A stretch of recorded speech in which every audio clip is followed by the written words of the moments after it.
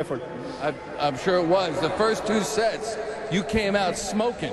And then what happened in the third set there? I thought it might just be 3. Well, obviously, you know, Andy was saying that I have 16 injuries on the last match, so obviously I don't, right? Didn't look like it. Yeah, well, yeah. Yeah, right. Now, here's the thing. Like it or not, I mean, it's like that, so. You know, this crowd loves you. You could turn them against you real fast, you know.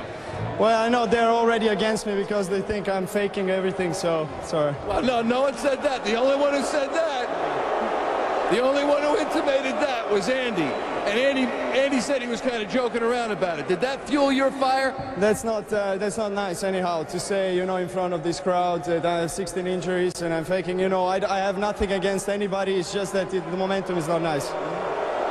Thanks a lot. Hey, how about a little applause?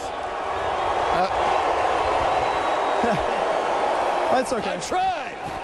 I tried. Ted, John, it's